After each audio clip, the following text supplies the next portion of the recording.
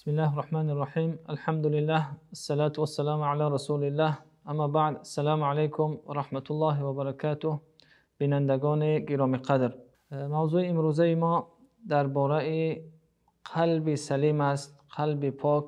زیرا زیاد شنیده می شود از جانب بعضی از نفران که میگویند که دل ما پاک است، یک کاری را انجام میدهند، یا بعضا می شود که نماز نمیخوانند، امرهای شریعت رو به جا نمی آورند، اما دعوا از این میکنند که دلهای ما پاک است. دوستان گرامی قدر، هر یک مسلمان باید که فکر خود را مطابق بسازد و فکری که شریعت اون را بیان کرده است.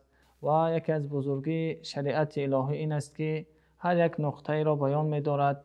حالا ببینیم که خدا و پیامبر در این باره چی میگویند و قلب سلیم، قلب پاک را چگونه صفتهای او را بیان کردند.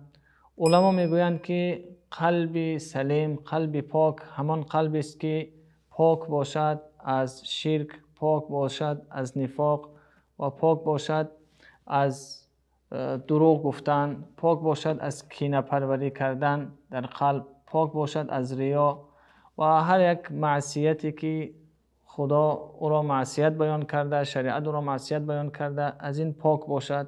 او را میگویند قلب پاک و قلب سلیم.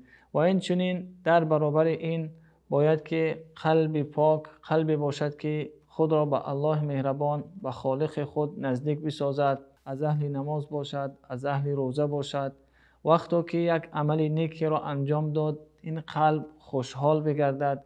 وقتی که عمل گناهی را که مبادا از اون سر زد، باید این قلب حزین و غمگین باشد، غمگین بگردد.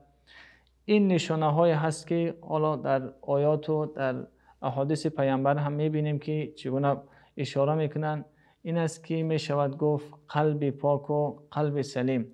حالا یکی از دعاهایی که حضرت ابراهیم علیه السلام میکنن و اشاره به این قلب سلیم هست که حضرت ابراهیم میفرمایند ولا تخزنی یوم یبعثون یوم لا ینفع مال ولا بنون الا من اتى الله بقلب سلیم.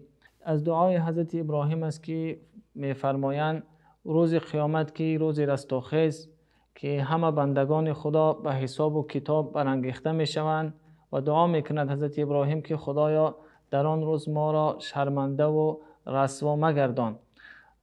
و در دوام این میفرماید که روز قیامت روزی است که در آن روز نه مالها برای انسانها فایده آورده میتوانند و نه فرزندان. اگر همه مال دنیا هم که جمع آوری کرده باشد، انسان وقتی از دنیا میگذرد اون مالهای او را شفاعت کرده نمیتوانند. او را از عذاب الهی اگر با گناه و با عصیان نزد خدا میرود، او را دستگیری کرده نمیتوانند و او را از این عذاب الهی خلاص کرده نمیتوانند. و این چنین فرزندان زیاد هم که اگر در دنیا گذاشته باشد هر نفر و نزد خداوند که می رود، این فرزندها با او منفعت رسانیده نمیتوانند مگر چیز که منفعت میرساند، که موضوع ما در این باره است، این که انسان با قلب سلیم، الا من اتى الله بقلب سلیم، مگر کسی که با قلب پر از ایمان، خالی از شرک و از نفاق و از کفر نزد خداوند رفته باشد و به این قلب سلیم میتواند که روز قیامت رستگار باشد. دوستان گرامی قدر، محمد ابن سیرین، امام محمد ابن سیرین میفرماید که قلب سلیم همان قلب را مینامند که انسان به خدای خود، به خالق خود باوری داشته باشد، حق بودن او را بشناسد و این چنین باور داشته باشد به روز قیامت که روز رستاخیز برپا شده نیست. و علامت سیوم که باورش در این باشد که انسانها دوباره زنده کرده می شوند و نزد خداوند حساب و کتاب کرده می شوند. و احادیث پیامبر صلی الله علیه و سلم را ببینیم که چگونه اشاره میکنند به این پاکیزه بودن قلب و چگونه میتواند که قلب پاکیزه باشد. پیامبر خدا میفرمایند که ان فی الجسد مضغة اذا صلحت صلح الجسد كله و اذا فسدت فسد جسد كله الا وهي قلب. پیامبر خدا در این حدیث مبارک میفرمایند که به درستی این که در جسم شما یک گوشتپاره هست که اگر اون گوشتپاره پاکیزه باشد، صالح باشد، تمام جسم شما صالح میگردد و اگر اون گوشتپاره فاسد شد، تمام جسم شما فاسد میگردد. همان گوشتپاره پیامبر خدا فرمودند که قلب شماست. اگر قلبی که در حقیقت پاکیزه هست و سلیم است، اون قلب انسان را میبرد به سوی راه سعادت، به سوی نماز و روزه، به سوی امرهایی که خداوند فرمودند. و اگر خدای نکرده قلبی که فاسد باشد، اگر به زبان هم دعوا کند که قلب صالح است، انسان را در عمل دیده می شود که به سوی عملهای گناه دست میبرد و از اون گناه سر میزند.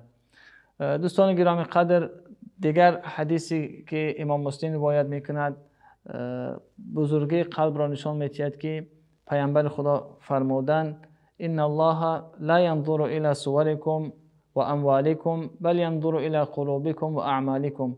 خداوند نظر نمی کند به سوی صورتهای شما و به سوی مالهای شما، بلکه نظر می کند به سوی دلهای شما و به سوی عملهای شما. این حدیث مبارک هم نشان می دهد که قلب یک نعمت بزرگ است که خداوند برای انسان او را خلق کرده و برای هر یک مسلمان ضروری است که این قلب را پاک بسازد از حسد، از کبر، از ریا، از بی‌تقوا بودن و این چنین باید خود را به خداوند نزدیک کند. در این قلب محبت خدا و پیامبر را بپرورد و به خداوند خود را نزدیک کند.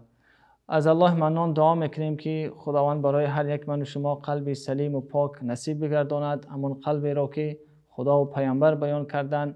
و یک شما را به الله منان میسپارم. السلام علیکم و رحمت الله.